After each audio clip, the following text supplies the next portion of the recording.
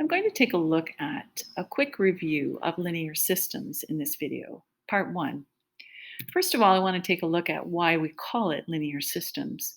Well, the fact that you see two lines in front of you on a coordinate plane should make it no mystery for you as to why we call it linear. But the word system, a system is a plane where we have two or more functions. And in this case, we are looking for where those two functions intersect one another. Do they meet one another at some point? Is there some place, as we can see right here, where the x value and the y value for the two different functions are exactly the same?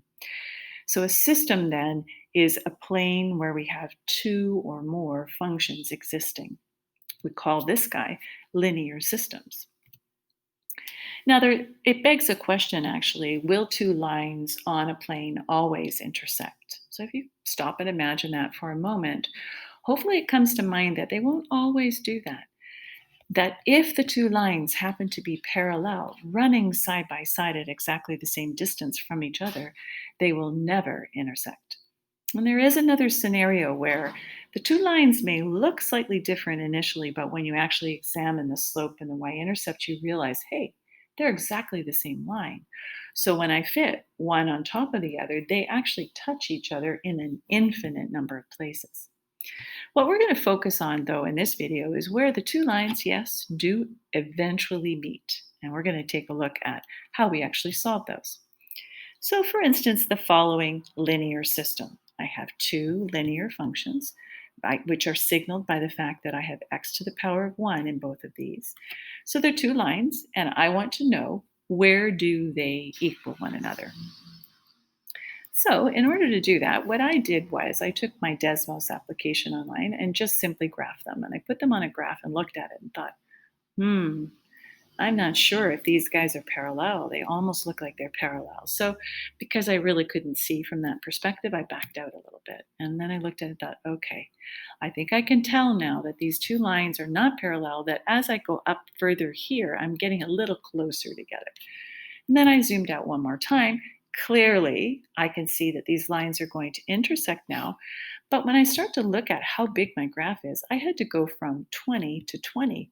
And I think about that and think, it'd be kind of a pain to draw a graph this big. I'd have to start with my my y-intercept and put my slopes in and just keep drawing the line until they actually met. Anyway, I can't see it yet, so I zoomed out one more time, and finally I could see, all right, the lines really do intersect. Now, Desmos is smart, so when you hover your mouse close to this part where the two lines are meshed on top of each other, it'll show you where they intersect. But if I had drawn this for myself, well, first of all, I would have had to go from 40 to 40, which is a big graph. And then for me to be able to figure out exactly where this is, like how come it wasn't right there or right there on opposite sides? So the bottom line is that while graphing is the easiest one to understand visually, it's not the most practical. So when a graph is too difficult to draw or it's unclear where the lines actually cross, we have to have other methods of solving linear systems. So we're going to take a look at one of those methods today in this video, and this is what makes it part one. Now, what I'm going to do is jump into the text of this so that I can show you how we actually find them. So I'm going to be using a method called substitution here in a moment. And the strategy behind it is I take a look at each one of the variables and I look for the coefficients, the numbers that sit in front. I'm looking for one of the variables that has a coefficient of 1. Well, this guy has -7. That's no good. This one has 3. That doesn't help me. This one has -2. Still not the one I'm looking for. But then finally, when I look at this guy, I realize, hey, there's nothing there. That means that the coefficient actually is just a 1.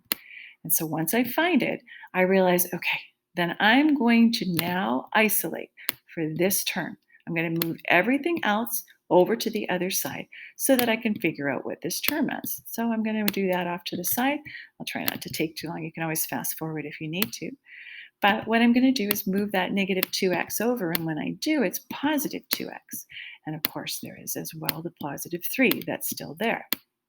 Now, what I've done is I've gotten that variable that had only the coefficient of 1 by itself. I've isolated it.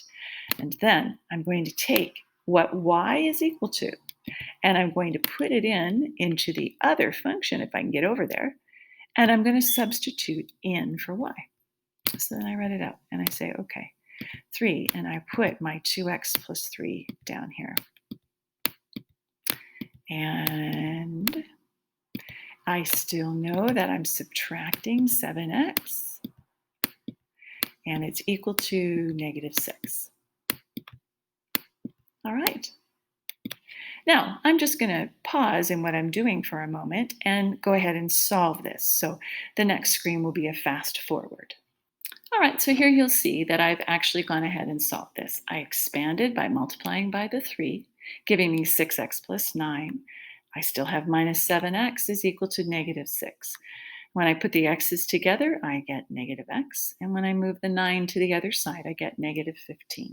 Of course, I don't want a negative x, so I need to divide both sides by a negative 1. So x is equal to 15. And if you recall, the point that Desmos gave me definitely had the x value as a 15, so I know I'm on the right track. So now that I know that x is a 15, I'm going to use this equation that I have up here to solve for y. Y is equal to, and it's going to be 2 times 15 now, plus 3.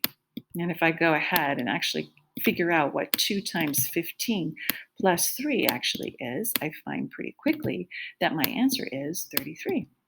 And so sure enough, I have found using this algebraic method that the place where my two graphs cross is 15 for the x value and 33 for the y value. Lovely threes. There you go. All right. Now, just for your information then, let's go back to our PowerPoint. So just so you know, when we use this method, it is called substitution. And this is one of 3 methods, algebraic methods, that we use to solve linear systems. For those of you who need some practice on this, I did provide some questions in our Google Classroom site. I gave you a copy of section 7.4 from Math 10, and I'm asking you to take a look at page 425 and to do question number 5, which is 4 questions for you to practice. Good luck, everyone.